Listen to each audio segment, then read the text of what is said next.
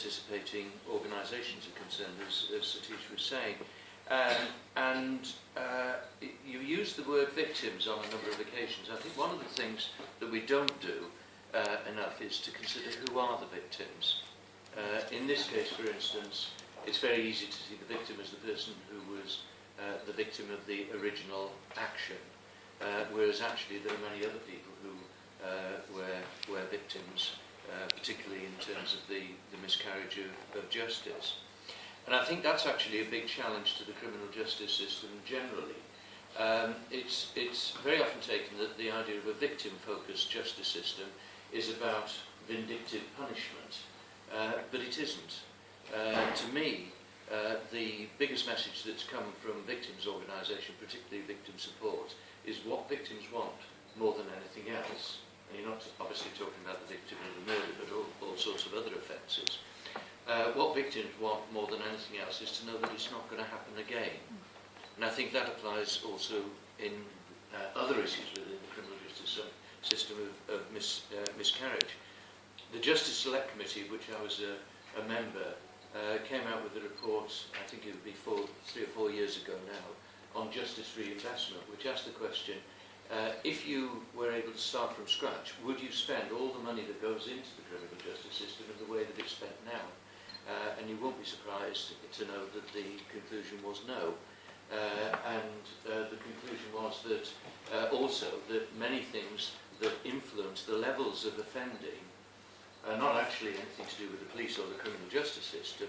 They're outside it. They're things, you know, to do with education, to do with investigation, to do with jobs and employment, the nature of the wider community engagement, and so on. Support for families, health, particularly in relation to mental health, in treatment in relation to drugs, for instance.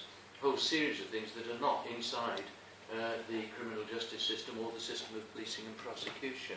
And I think those big issues are actually partly there, and I think that came across very strongly from what you were saying, Richard. They're things about the sort of society in which a specific event takes place. My invention of the antisocial behaviour order as a matter of interest was about the concern that we only looked at snapshots. You know, who did that particular act? The point you were making about the person who actually wielded a particular offensive weapon or whatever, rather than the context in which that particular action happened. And the whole point of the antisocial behaviour order was to say if a load of low-level things are happening, there ought to be a way of intervening and saying that's got to stop before you get to the single horrendous event. Incidentally, it wasn't intended for teenagers because they don't have a sense of risk. It was meant for adults. But that was a mistake after my time at the Home Office of taking it down to young offenders, which is where it hasn't been as effective as it has been for adults. So the case that Satish has been pursuing for such a long period of time does throw up all sorts of issues about the wider criminal justice system as well. Any questions or comments that people have for Satish or indeed for Richard? Can I just say that Satish, I mean, I agree with a whole lot of what Satish has said, but I do believe that the idea of a public inquiry into the failings that took place in the Lynette White case would be a total waste of time. I mean, I think you need to look at the history, the record of public inquiries in this country. What becomes of them? We hear about them being announced. They go through years or whatever. A report is commissioned, published. Well, but no, it never sees the light of day. I would just suggest that if you want to waste more time, advocate for your public inquiry. Jeff, you weren't quite listening. We both agreed that public inquiries aren't really the way forward. The term public inquiry refers to a very formal means of investigating a particular set of circumstances, and very often it's not appropriate to the thing that really needs investigating. I think that's the point. I think the trouble is that it's very often used in the public and the press and the media to mean somebody ought to get at the truth of what happened.